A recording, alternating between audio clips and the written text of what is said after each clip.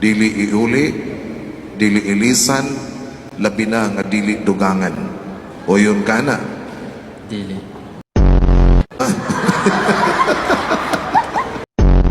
Tumanon ba ninyong duha ang 7 kabok anak ay hatag ninyo sa Ginoo?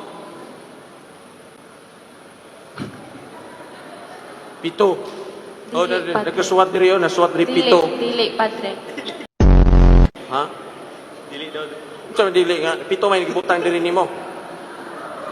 Na 7 na 7 sa marriage contract isuwat. Imo kining sundan. Dili, Jud, Padre, di. Ang iyo na sa amin diri tolo lang. Ha? Ang iyo lang tolo. Miguel Antonio, bukal ba sa iyong lubang yung pagparito pang makaisang dibdib si Ala Lichesa na yung pakamamahalin at paglilingkuran habang buhay? Opo, Father.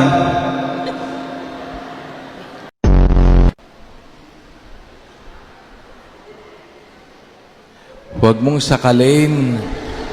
Hawakin ang ayos. Baga sa liig mo hinahawakan.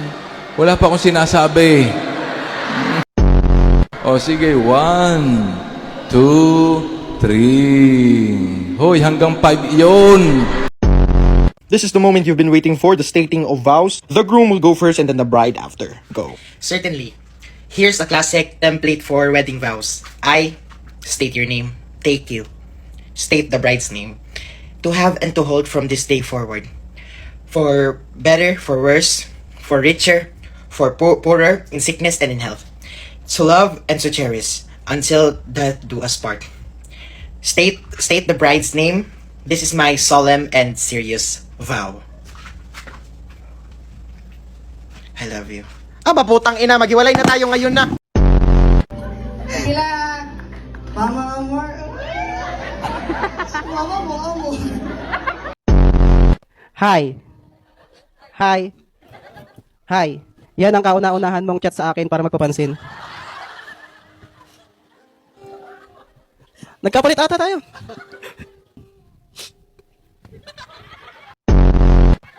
Alam po, dati ayaw sa akin ng tatay ni Joan. Kasi gawa po ng aking religion. Ayaw na ayaw. Ito na ang huling punta mo dito. Kapag pumunta ka pa dito, paasbukan kita ng putok ng 45 dyan. Hindi niya alam. Sanay ako doon. Mahigit 9 na taon mo na akong inaasikaso kahit magkagalit tayo. Ipinaghahain mo pa din ako. Kasabay ng mga aso. Joanna, huwag ka sana mabibigla. Pwede pa sangla.